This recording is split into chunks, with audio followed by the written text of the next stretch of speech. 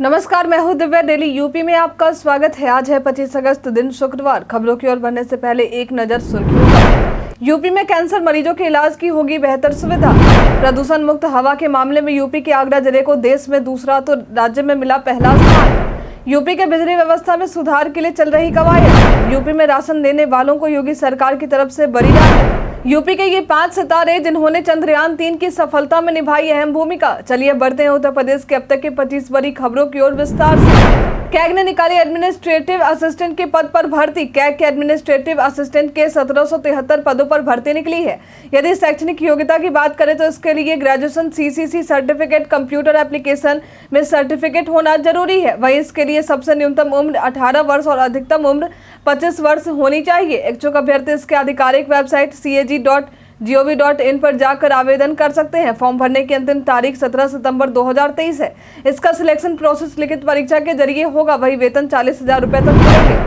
उत्तर प्रदेश पर्यटन में आज हम बात करेंगे बरेली के श्री धोपेश्वर नाथ मंदिर के बारे में। यह मंदिर जिले के प्रसिद्ध मंदिरों में से 7 नाथ मंदिरों में से एक है। बरेली शहर को नाथ नगरी के नाम से भी लोग जानते हैं। बरेली शहर के कैंट एरिया में यह मंदिर आपको देखने को मिलेगा। यहाँ मानव निर्मित वैष्णो देवी की गुफा होने के साथ साथ और भी कई देवी देवताओं के मंदिर हैं। हालांकि यह मंदिर मुख्य रूप से भगवान शिव को समर्पित है। इस मंदिर के अंदर एक तालाब भी है, जहां यह मान्यता है कि इस तालाब में स्नान से त्वचा संबंधी रोग खत्म हो जाते हैं। यहाँ आपको ग्रहों के अनुसार लगाए पौधे भी देखने को मिल जाएंगे। शिवरात्रि जैसे महापर्व में यहाँ भक्तों की भारी भीड़ जुटी है। उत्तर प्रदेश पहचान में आज हम बात करेंगे चुन्नीलाल खेत्रपाल के बारे में। इनका जन्म 25 अगस्त वर्ष 1937 में उत्तर प्रदेश में हुआ था। ये रासायनिक भौतिकी में अपने अध्ययन के लिए प्रसिद्ध थे। साथ ही भारतीय रासायनिक भौतिकी विज्ञानी और इलाहाबाद के कुलपति भी थे। इन्हें वैज्ञानिक अनुसंधान के लिए भारत सरकार की सर्वोच्च एजेंसी वैज्ञानिक और औद्योगिक अनुसंधान परिषद ने उन्हें विज्ञान और प्रौद्योगिकी के लिए शांति स्वरूप भटनागर पुरस्कार से भी सम्मानित किया गया। चुन्नीलाल खेत्रपाल 21 जुलाई वर्ष 2021 को 83 साल की उम्र में हमें अलविदा कह गए। यूपी में कैंसर मरीजों के इलाज की होगी बेहतर सुविधा। यूपी के सरकारी अस्पतालों में आसानी से कैंसर जैसी गंभीर बीमारी की जांच हो जाती है, लेकिन जांच के बाद सबसे बड़ी समस्या यह रहती थी कि आखिर इस गंभीर बीमारी के इलाज के लिए कहां जाएं। लेकिन अब कैंसर बीमारी से पीड़ित लोगों को कहीं भी भटकने की जरूरत नहीं है, क्योंकि जिन मेडिकल कॉलेजों में जांच हो जाती है उन कैंसर मरीजों को अब लखनऊ के चकगंजरिया स्थित कैंसर संस्थान में इलाज के लिए भेजा जाएगा। इससे लेकर चिकित्सा शिक्षा विभाग के प्रमुख सचिव आलोक कुमार द्वारा निर्देश दिए गए हैं। उन्होंने कहा है कि कैंसर मरीजों को और बेहतर इलाज के लिए इस रणनीति पर काम की जाए। यूपी में सोशल मीडिया के जरिए बीजेपी बढ़ाएगी अपना कुनबा। आगामी लोकसभा चुनाव को लेकर बीजेपी जोरों शोरों से तैयारी कर रही। चुनाव को देखते हुए बीजेपी सोशल मीडिया पर अपने प्रचार प्रसार के जरिए अपने कुनबे को बढ़ाने की कवायद में लगी है। इसके लिए बीजेपी यूपी के हर जिले में एक सोशल मीडिया इन्फ्लुएंसर को चिन्हित कर रही। जितने भी लोकसभा सीट है वहां 200 लोगों के सोशल मीडिया टीम को तैयार किया जा रहा है। मिली जानकारी के अनुसार सोशल मीडिया टीम को रणनीति समझाने 27 अगस्त को पार्टी के राष्ट्रीय महामंत्री संगठन बीएल संतोष लखनऊ आने वाले हैं। आगरा के हिंदी संस्थान में पढ़ाई के लिए विदेशी छात्रों के आने का सिलसिला हुआ शुरू। फिर से विदेशी छात्र पढ़ाई के लिए आगरा में केंद्रीय हिंदी संस्थान में आने वाले हैं। मिली जानकारी के अनुसार लगभग 100 विदेशी छात्र कुल 26 देशों से आगरा के संस्थान में आएंगे। इन छात्र छात्राओं का भारत में आना जाना भी शुरू हो चुका है। कक्षाएं सितंबर के पहले सप्ताह में लगनी शुरू हो जाएंगी। संस्थान के मीडिया प्रभारी केसरी नंदन के मुताबिक साल 1975 में अभी तक कुल 94 देशों के 4019 छात्र कई कोर्स में एडमिशन लेकर हिंदी की बारीकियां अब तक इस संस्थान में सीख चुके हैं। प्रदूषण मुक्त हवा के मामले में यूपी के आगरा जिले को देश में दूसरा तो राज्य में मिला पहला स्थान। प्रदूषण मुक्त हवा के मामले में यूपी के आगरा जिले को एक बड़ी उपलब्धि मिली है। दरअसल आगरा को केंद्रीय प्रदूषण नियंत्रण बोर्ड के स्वच्छ वायु सर्वेक्षण 2023 में 10 लाख से अधिक आबादी वाले शहरों की श्रेणी में देश में दूसरा स्थान मिला है, तो वहीं पहले स्थान पर इंदौर है। वहीं यूपी में प्रदूषण मुक्त हवा के मामले में आगरा पहले स्थान पर है। इसे लेकर विभागीय अधिकारियों और कर्मचारियों को पर्यावरण संरक्षण की दिशा में किए जा रहे प्रयासों की सफलता को लेकर पर्यावरण मंत्री हरदीप सिंह डंग ने बधाई दी है। रामलला की प्राण प्रतिष्ठा समारोह में लगभग 1 लाख लोगों के ठहरने व अन्य सुविधाओं को लेकर हुई बैठक। श्री राम जन्मभूमि पर प्राण प्रतिष्ठा समारोह जनवरी के तीसरे हफ्ते में शुरू होने वाले हैं। समारोह को लेकर प्रशासन द्वारा अब विधिवत तैयारी भी शुरू की जा चुकी है। तीर्थ क्षेत्र के साथ साथ प्रशासन और श्री राम जन्मभूमि तीर्थ क्षेत्र के साथ तैयारियों के संबंध में यह पहली बैठक है। यह उच्च स्तरीय बैठक कमिश्नर कार्यालय में हुई, जहां 50,000 से लेकर 1 लाख लोगों के ठहरने, खाने पीने, हेल्थ जैसी कई जरूरतों को ध्यान में रखते हुए मंथन किया गया। यूपी के बिजली व्यवस्था में सुधार के लिए चल रही कवायद। यूपी में बिजली व्यवस्था में सुधार के लिए उत्तर प्रदेश पावर कॉर्पोरेशन लगी हुई है। इसके लिए अधिकारियों की 3 टीमों को गुजरात, मध्य प्रदेश और हरियाणा अध्ययन के लिए भेजा जा चुका है। वहां जाकर इन राज्यों की बिजली व्यवस्था, खासकर वितरण, पारेषण आदि पर ये टीमें अपनी रिपोर्ट पेश करेंगी। इसी के आधार पर बिजली व्यवस्था में सुधार की रणनीति यूपी में तय होगी। बता दें कि इस बात की जानकारी पावर कॉर्पोरेशन के चेयरमैन डॉक्टर आशीष गोयल की तरफ से दी गई। क्रॉसिंग के दौरान होने वाली रेल दुर्घटनाओं पर लगेगा अंकुश। वॉइस लॉगर यानी वॉइस रिकॉर्डर लगाने की तैयारी पूर्वोत्तर रेलवे ट्रेन के इंजनों की तरह अब गेटमैन कैबिन में भी चल रही है। यदि ऐसा होता है तो रेलवे फोन पर होने वाले हर बातचीत को गेटमैन और स्टेशन मास्टर के बीच में होती है उससे रिकॉर्ड करने के साथ साथ दिन भर की गतिविधियों की जानकारी भी ली जा सकेगी। फिलहाल कुछ कैबिन में इसे ट्रायल के रूप में लगाया गया है। यदि यह सफल होता है तो क्रॉसिंग के दौरान होने वाले रेल दुर्घटनाओं पर अंकुश लगेगा। यूपी में राशन लेने वालों को योगी सरकार की तरफ से बड़ी राहत। यूपी सरकार राशन देने वालों को बड़ी राहत देने जा रही। दरअसल सरकार द्वारा राशन के दुकानों पर 4G और 5G इंटरनेट की सुविधा दी जाएगी, जिसके लिए मशीनों को इलेक्ट्रॉनिक कांटे से जोड़ा जाएगा। ऐसा करने पर कोटा दुकानदार किसी तरह का घोटाला नहीं कर सकेंगे। जिसके हिस्से जितने राशन है उसे उतना ही मिल सकेगा। घटतौली जैसी समस्या का सामना नहीं करना पड़ेगा। इस बात की जानकारी केंद्रीय खाद्य और सार्वजनिक वितरण विभाग के सचिव संजीव चोपड़ा के साथ बैठक में मुख्य सचिव दुर्गा शंकर मिश्र द्वारा दी गई। बरेली में बांस बेंत से आभूषण व अन्य कलाकारी कर महिलाएं बन रही आत्मनिर्भर। बरेली में इन दिनों बांस बेंत से फर्नीचर बनाए जाने के साथ ही अन्य और भी कई तरह की कलाकारी की जा रही। यह कलाकारी कोई और नहीं बल्कि आत्मनिर्भर की राह में बढ़ रही महिलाएं कर रही हैं। दरअसल महिलाएं वन विभाग के बैम्बू मिशन प्रशिक्षण केंद्र से ट्रेनिंग लेकर बांस के आभूषण बना रही, जिससे देश के कई राज्यों जैसे उड़ीसा, उत्तराखंड, राजस्थान जैसे प्रदेशों में खूब पसंद किया जा रहा है। इन आभूषणों के अलावा gift basket, mirror frame, lamp shade, cup plate की भी खूब मांग की जा रही। मालूम हो कि बरेली में बांस बेंत उद्योग की बड़ी पहचान है। बांस बेंत से बने आभूषण व अन्य चीजों की मांग केवल देश ही नहीं विदेशों में भी हो रही है, जिस वजह से यहाँ की महिलाओं के लिए यह काम रोजगार का एक अच्छा साधन बन चुका है। गंगा विलास क्रूज से वाराणसी से डिब्रूगढ़ की यात्रा के लिए मिले देसी यात्री। गंगा विलास क्रूज जो नदियों के जरिए दुनिया की सबसे लंबी और लग्जरी यात्रा करवाती है, उससे अब तक विदेशी पर्यटक ही मिलते थे।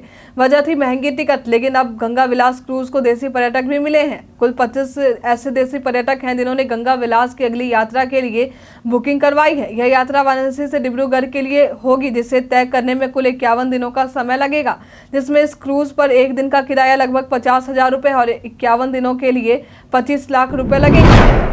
उत्तर प्रदेश के मौसम का मिजाज। चलिए अब जानते हैं उत्तर प्रदेश के मौसम के मिजाज के बारे में। पश्चिमी उत्तर प्रदेश के कुछ स्थानों तथा पूर्वी उत्तर प्रदेश के अनेक स्थानों पर बारिश या गरज के साथ बौछारें पड़ने की संभावना है। वहीं मौसम विभाग द्वारा चेतावनी देते हुए कहा गया है कि राज्य के 1 या 2 स्थानों पर मेघ गर्जन तथा आकाशीय चमक होने की संभावना है तथा राज्य के 1 या 2 स्थानों पर भारी बारिश होने की संभावना है।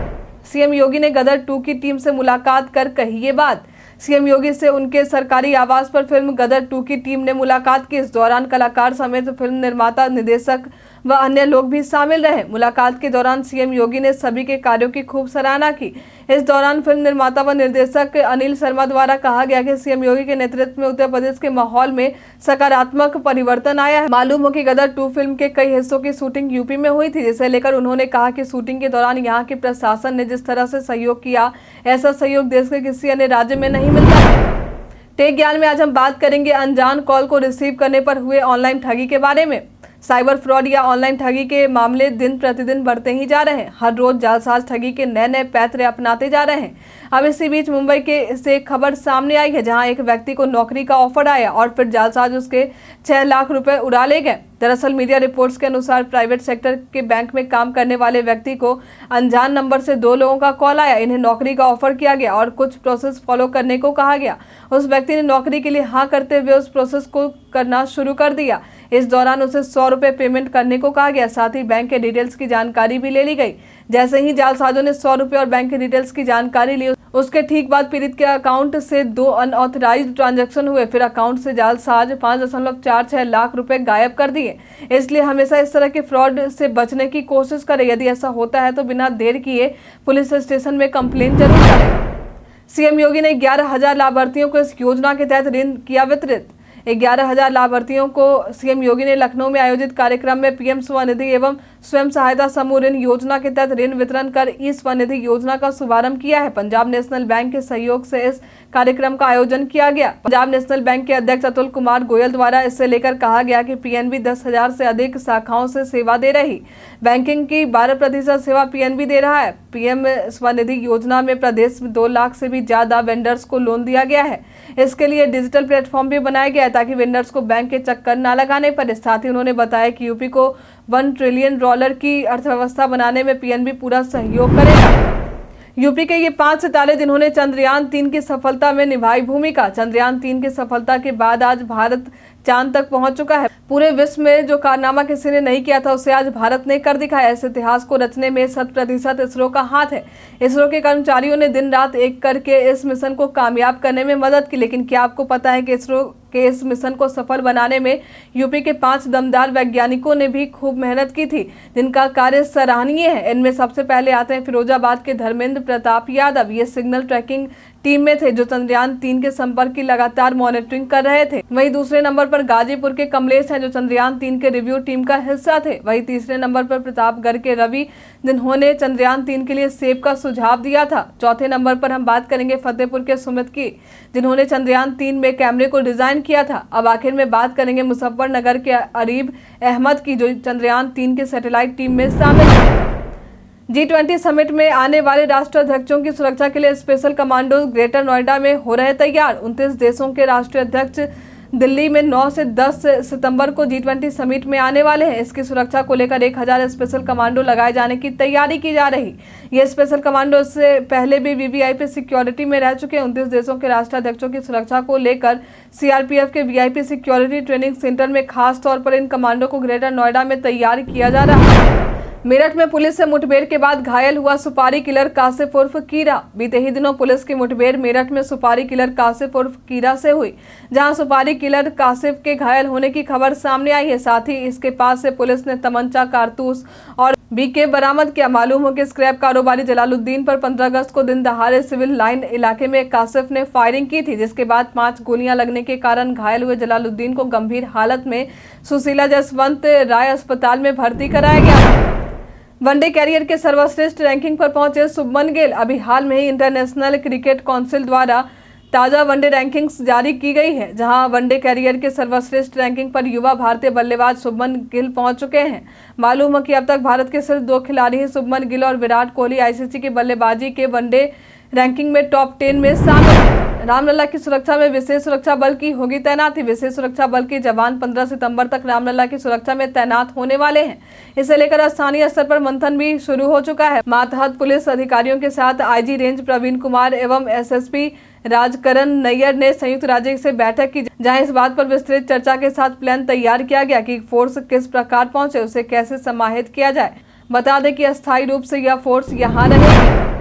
काम की बात में आज हम जानेंगे किचन में इस्तेमाल होने वाले मिलावटी मसालों की पहचान कैसे करें। आजकल बाजार में मिलने वाले अधिकतर मसाले मिलावटी ही होते हैं, जिससे हमारे किचन का जायका तो बिगड़ता ही है, साथ ही हमारे स्वास्थ्य पर भी असर पड़ता है। ऐसे में जरूरी है कि आप जब भी घर में मसाले लाएं तो वो असली है या मिलावटी, इसकी पहचान जरूर करें। इन मसालों में सबसे पहले हम जानेंगे दालचीनी के बारे में। अक्सर लोग दालचीनी के नाम पर चाइनीज कासिया बेच देते हैं।